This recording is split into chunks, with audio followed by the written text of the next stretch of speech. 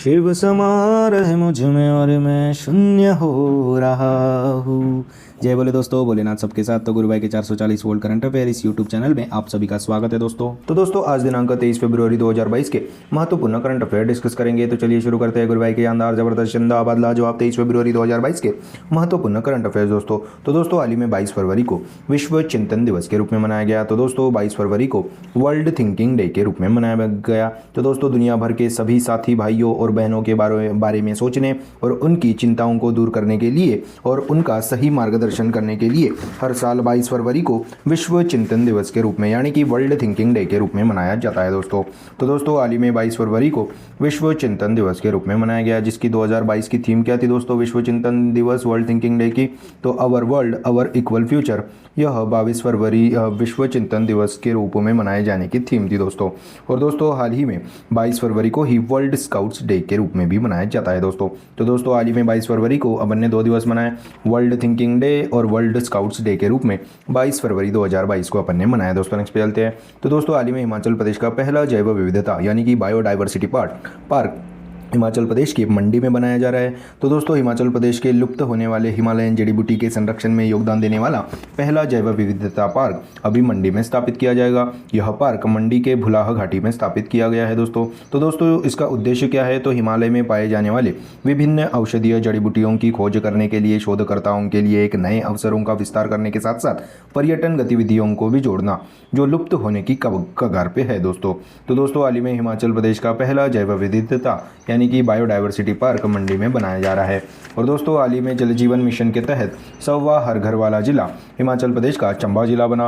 और दोस्तों हाल ही में अरावली जैव विविधता पार्क हरियाणा के गुरुग्राम में स्थापित किया गया। और दोस्तों उत्तराखंड का सबसे बड़ा बायोडाइवर्सिटी पार्क उत्तराखंड के हल्द्वानी में बनाया गया। और दोस्तों 22 मई को इंटरनेशनल बायोडाइवर्सिटी डे के रूप में मनाया जाता है।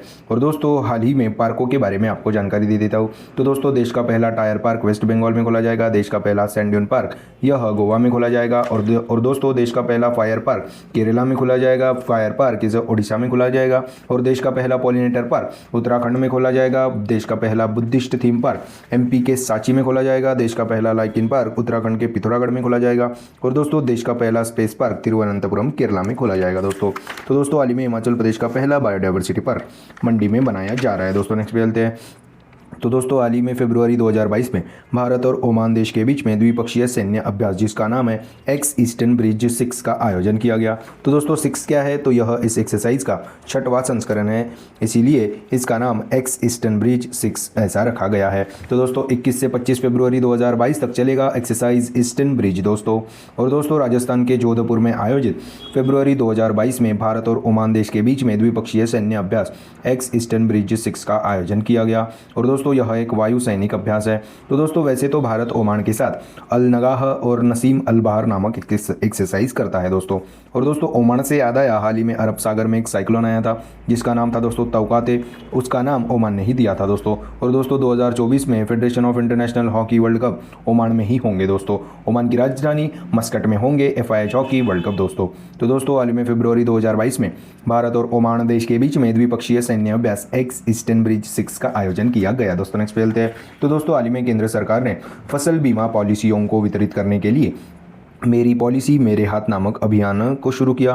तो दोस्तों 18 फरवरी 2016 को मध्य प्रदेश के सीहोर में प्रधानमंत्री नरेंद्र मोदी जी ने किसानों को प्राकृतिक आपदाओं से बचाने के लिए प्रधानमंत्री फसल बीमा योजना को शुरू किया गया था। और दोस्तों इस फसल बीमा योजना का लाभ किसानों के घर तक पहुंचा सके, इसके लिए अभी कृषि व कल्याण मंत्रालय ने मेरी पॉलिसी मेरे हाथ नामक अभियान को शुरू किया है दोस्तों।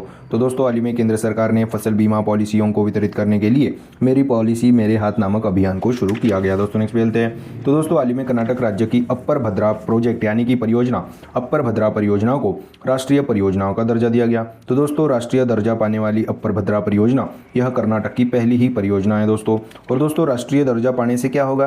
तो दोस्तों राष्ट्रीय दर्जा पाने से राज्य सरकार को केंद्र सरकार से 12,500 करोड़ रुपए की मदद मिलेगी। और दोस्तों यह परियोजना कर्नाटक राज्य के सूखाग्रस्त जिले जो जैसे कि चिकमंगलूर और चित्रदुर्ग आदि जिलों में सिंचाई की सुविधा उपलब्ध कराने के लिए इस अपर भद्रा परियोजना को शुरू किया गया था। तो दोस्तों हाल ही में कर्नाटक राज्य की अपर भद्रा प्रोजेक्ट परियोजना को राष्ट्रीय परियोजना का दर्जा दिया गया है। दोस्तों बात अभी कर्नाटक की है। तो दोस्तों कर्नाटक की राजधानी है बेंगलुरु। बेंगलुरु में ही इन्फोसिस का हेडक्वार्टर है, विप्रो का हेडक्वार्टर है, इसरो का हेडक्वार्टर है, हिंदुस्तान एरोनॉटिकल लिमिटेड का हेडक्वार्टर है दोस्तों। और दोस्तों यहाँ के सीएम अभी अभी चुने गए थे बसवराज बोम्मई, यहाँ के गवर्नर है थावर चंद गहलोत। और दोस्तों यहाँ पे ही कर्नाटक के बेंगलुरु एयरपोर्ट में एयरपोर्ट इनबॉक्स योजना को शुरू किया था आईबीएम के साथ। और दोस्तों कर्नाटक राज्य में 1% रिजर्वेशन फॉर ट्रांसजेंडर इन सरकारी नौकरी के लिए भी शुरू किया गया था। और दोस्तों कर्नाटक के मंगलुरु में कोस्ट गार्ड अकेडमी स्थापित की गई थी। एयर एम्बुलेंस भी कर्नाटक में ही शुरू की गई थी। और दोस्तों कर्नाटक के मैसूर में चंदन संग्रहालय का भी शुरू किया गया था। और दोस्तों नीति आयोग इनोवेशन इंडेक्स में टॉप पे रहा था दोस्तों कर्नाटक। और दोस्तों यहाँ पे ही फ्रूट्स पोर्टल को भी शुरू किया गया था। और दोस्तों कर्नाटक में ही अरुंधति और मैत्री योजना को भी शुरू किया गया था। और दोस्तों यहाँ पे कर्नाटक राज्य को बेस्ट स्टेट कॉम्बैटिंग इन कोविड-19 अवार्ड भी दिया गया। और दोस्तों यहाँ पे ही green hydro electric electrolyser plant भी शुरू किया गया था। और दोस्तों यहाँ पे ही कर्नाटक में ही टॉय मैन्युफैक्चरिंग क्लस्टर को भी शुरू किया था। और दोस्तों जोग जलप्रपात का 12 साल बाद नीलकुरिंजी के फूल खिले दोस्तों यहाँ पे। और दोस्तों मैसूर में दशहरा उत्सव मनाया जाता है। और दोस्तों हाल ही में मैसूर में ही आईबीएम ने क्लाइंट इनोवेशन सेंटर खोला है दोस्तों। तो दोस्तों यह थे कर्नाटक राज्य के बारे में जानकारी। तो दोस्तों हाल ही में कर्नाटक राज्य की अपर भद्रा परियोजना को राष्ट्रीय परियोजना का दर्जा दिया गया है। दोस्तों नेक्स्ट पे चलते हैं। तो दोस्तों हाल ही में शकुंतला चौधरी जी का निधन हुआ। तो दोस्तों असम की सामाजिक कार्यकर्ता शकुंतला चौधरी जी का हाल ही में निधन हुआ। तो दोस्तों 102 वर्षीय गांधीवादी सामाजिक कार्यकर्ता शकुंतला चौधरी जी का हाल ही में निधन हुआ। तो दोस्तों यह इंपॉर्टेंट क्यों है, तो 2022 का पद्मश्री पुरस्कार विजेती शकुंतला चौधरी जी का हाल ही में निधन हुआ। तो दोस्तों ग्रामीण महिलाएं और बच्चों के लिए विशेष रूप से काम किया था दोस्तों शकुंतला चौधरी जी ने।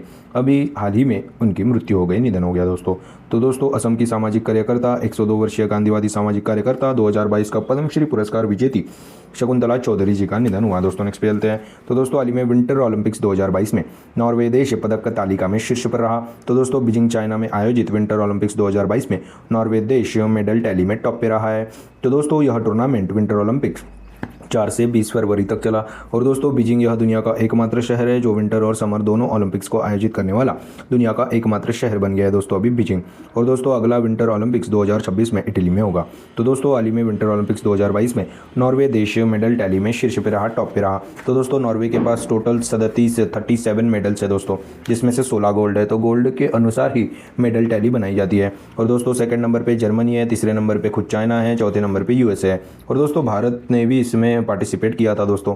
तो दोस्तों भारत की तरफ से एकमात्र एथलीट ने पार्टिसिपेट किया था जिसका नाम था आरिफ मोहम्मद खान दोस्तों, जो कि स्कीयर है, जो कि स्कीइंग करते हैं, जो कि भारत के जम्मू कश्मीर से है दोस्तों यह आरिफ मोहम्मद खान। इन्होंने ही अभी फ्लैग बैरियर का भी काम किया गया था दोस्तों विंटर ओलंपिक्स में। तो दोस्तों हाल ही में बीजिंग विंटर ओलंपिक्स 2022 में नॉर्वे देश मेडल टैली में शीर्ष पे रहा दोस्तों with 37 medal with 16 gold medal. दोस्तों नेक्स्ट मिलते हैं।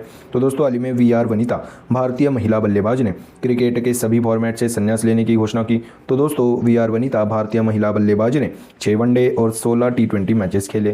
तो दोस्तों हाल ही में वीआर वनिता भारतीय महिला बल्लेबाज ने क्रिकेट के सभी फॉर्मेट से संन्यास लेने की घोषणा की है दोस्तों। तो दोस्तों बात है अभी भारतीय महिला क्रिकेट की। तो दोस्तों हाल ही में मिताली राज जी ने 10,000 रनों का आंकड़ा पार किया था। और दोस्तों मिताली राज जी विदेश में 3,000 से ज़्यादा रन बनाने वाली पहली भारतीय खिलाड़ी बनी थी। और दोस्तों हाल ही में शेफाली वर्मा जो कि सभी क्रिकेटिंग फॉर्मेट में डेब्यू करने वाली सबसे युवा खिलाड़ी बनी थी। और दोस्तों हाल ही में स्मृति मंदाना जी को ICC cricketer of the year 2021 के पुरस्कार से सम्मानित किया गया था। और दोस्तों स्मृति मंदाना जी बिग बैश में शतक ठोकने वाली पहली भारतीय महिला क्रिकेटर भी बनी। और दोस्तों हाल ही में पिंक बॉल टेस्ट में शतक बनाने वाली स्मृति मंदाना जी पहली भारतीय महिला भी बनी थी। तो दोस्तों हाल ही में वीआर वनिता भारतीय महिला बल्लेबाज ने क्रिकेट के सभी फॉर्मेटों से संन्यास लेने की घोषणा की है। दोस्तों नेक्स्ट खेलते हैं। तो दोस्तों हाल ही में the founders the story of PayPal and entrepreneurs who shaped silicon valley नामक पुस्तक को जिमी सोनी जी ने लिखा है। तो दोस्तों इस पुस्तक में पेपैल इस कंपनी की कहानी है, इस स्टार्टअप की कहानी दोस्तों इस पुस्तक में नमूद की है। और दोस्तों यह कंपनी अब दुनिया की टॉप मोस्ट कंपनी बनी है दोस्तों। इसकी करंट वैल्यू $70 बिलियन है दोस्तों पेपैल की। तो दोस्तों हाल ही में the founders the story of PayPal and the entrepreneurs who shaped silicon valley नामक पुस्तक को जिमी सोनी जी ने लिखा है। दोस्तों नेक्स्ट पे चलते हैं। तो दोस्तों हाल ही में आईओसी यानी कि इंटरनेशनल ओलंपिक कमेटी एथलीट आयोग ने एम्मा टेरहोजी को अध्यक्ष के रूप में चुना गया। तो दोस्तों फिनलैंड की आइस हॉकी प्लेयर एम्मा टेरहोजी को आईओसी एथलीट आयोग ने अपने अध्यक्ष के रूप में चुना गया। और दोस्तों कोरिया के टेबल टेनिस प्लेयर सियुंग मिन्नू जी को उपाध्यक्ष के रूप में चुना गया दोस्तों। तो दोस्तों हाल ही में आईओसी यानी कि इंटरनेशनल ओलंपिक कमेटी एथलीट आयोग ने फिनलैंड की आइस हॉकी प्लेयर एम्मा टेरहोजी को अपने अध्यक्ष के रूप में नियुक्त किया गया दोस्तों। तो दोस्तों बात अभी इंटरनेशनल ओलंपिक कमेटी की है, जिसकी स्थापना 1894 में हुई थी, जिसका हेडक्वार्टर लाउजेन स्विट्जरलैंड में है, जिसके अध्यक्ष थॉमस बक जी है। तो दोस्तों हाल ही में इंटरनेशनल ओलंपिक कमेटी एथलीट आयोग ने एम्मा टेरहोजी को अपने अध्यक्ष के रूप में चुना गया है दोस्तों। नेक्स्ट पेलते हैं। तो दोस्तों हाल ही में हुरून इंडिया वेल्थ रिपोर्ट 2021 के अनुसार भारत देश में डॉलर करोड़पति परिवारों की संख्या पिछले वर्ष की तुलना में 11% बढ़ी है। तो दोस्तों 2020 की तुलना में 2021 में डॉलर करोड़पति परिवारों की संख्या 11% तक बढ़ी है। और दोस्तों हुरून इंडिया वेल्थ रिपोर्ट ने ऐसा भी कहा है कि अगले 5 सालों में यानी कि 2026 तक यह संख्या 30% तक बढ़ जाएगी दोस्तों। और दोस्तों सबसे ज़्यादा करोड़पति फैमिली का शहर कौन सा है? मुंबई, दूसरे नंबर पे दिल्ली, तीसरे नंबर पे कोलकाता है दोस्तों। तो दोस्तों हाल ही में हुरून इंडिया वेल्थ रिपोर्ट 2021 के अनुसार देश में डॉलर करोड़पति परिवारों की संख्या पिछली वर्ष की तुलना में 11% बढ़ी है दोस्तों। नेक्स्ट पेलते हैं। तो दोस्तों हाल ही में भारत सरकार ने वर्ल्ड बैंक के साथ रिवॉर्ड प्रोजेक्ट को शुरू किया। तो दोस्तों इस रिवॉर्ड प्रोजेक्ट में $115 मिलियन का ऋण समझौता भी हुआ है दोस्तों भारत सरकार और वर्ल्ड बैंक के बीच। तो दोस्तों reward project is all about water shaped management. तो दोस्तों यानी कि जल प्रबंधन प्रोग्राम। तो दोस्तों पानी प्रबंधन कर कर किसानों तक पानी पहुंचाना और उनके उत्पादन में बढ़ावा देना, और दोस्तों उनकी उत्पादन क्षमता को बढ़ावा देना, उनकी रोजगार को बढ़ावा देना, यही रिवॉर्ड प्रोजेक्ट का उद्देश्य है। रिवॉर्ड का फुल फॉर्म क्या होता है दोस्तों? Rejuvenating watershed for agricultural resilience through innovative development.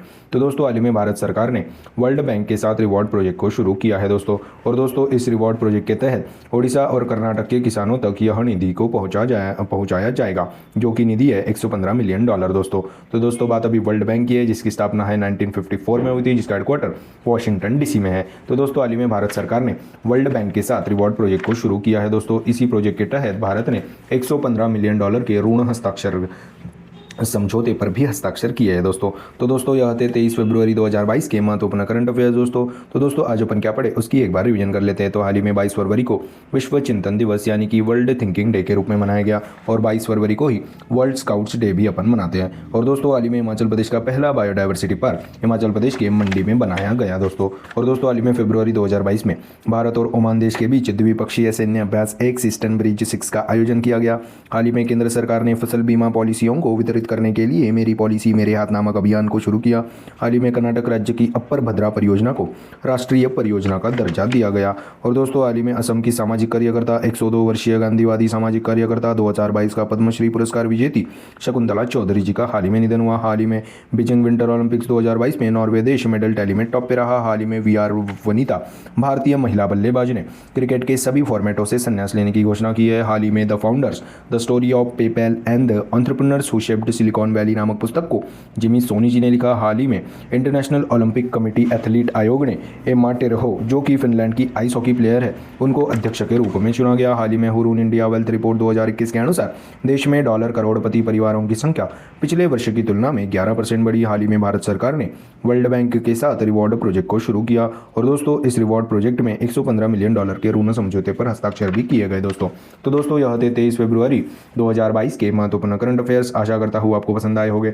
अगर पसंद आए होंगे तो दोस्तों लाइक कर दीजिए, कमेंट कर दीजिए, और दोस्तों ऐसे ही day to day current affair classes, उनकी रिवीजन क्लासेस और जनरल नॉलेज क्लासेस पाने के लिए गुरु भाई के 440 वोल्ट करंट अफेयर इस चैनल को सब्सक्राइब कीजिए, फॉलो कीजिए, और one liner current affairs PDF पाने के लिए हमारे टेलीग्राम चैनल को भी फॉलो कीजिए दोस्तों। Link is in the description box below. This is गुरु भाई साइनिंग ऑफ। जय शंकर महाराज दोस्तों, जय बोले।